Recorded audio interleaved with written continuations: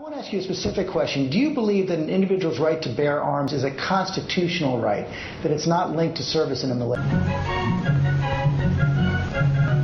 On September 29th, 1789, the first Congress adjourned, and with ratification by the states, the first 10 amendments to the Constitution became part of the supreme law of the land.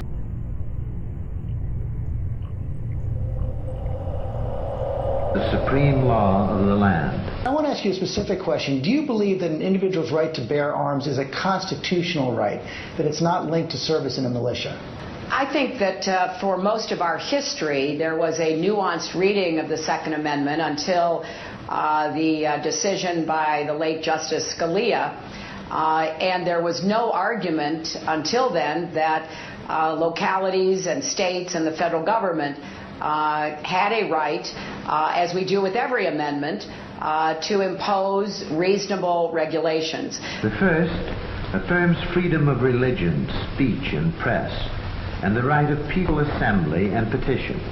The second, the right of states to maintain militia, and the people to keep and bear arms for their security. We've seen already how the gun grabbers will stop at almost nothing to advance their agenda as long as they get to rein in the Second Amendment right. But I'm going to continue to speak out for comprehensive background checks, closing the gun show loophole, closing the online loophole, closing the so-called Charleston loophole, reversing the bill that Senator Sanders voted for, and I voted against, giving immunity from liability to gun makers and sellers. I think all of that can and should be done, and it is, in my view, consistent with the Constitution. I do solemnly swear that I will faithfully execute the office of President of the United States, and will, to the best of my ability, preserve, protect, and defend the Constitution of the United States.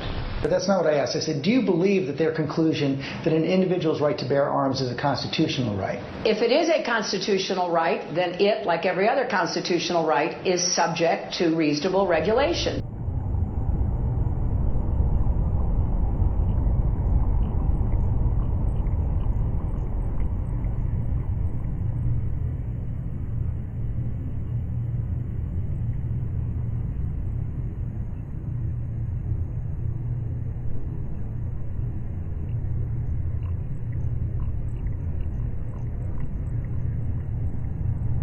Because the fact that individuals have rights is very threatening to any authoritarian government. If it is a constitutional right, if it is a constitutional right, if it is a constitutional right,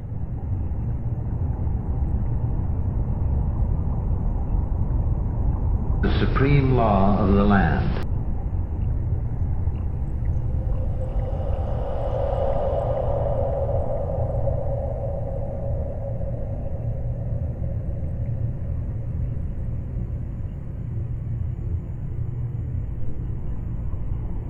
A free government has been made for you, if you can keep it so.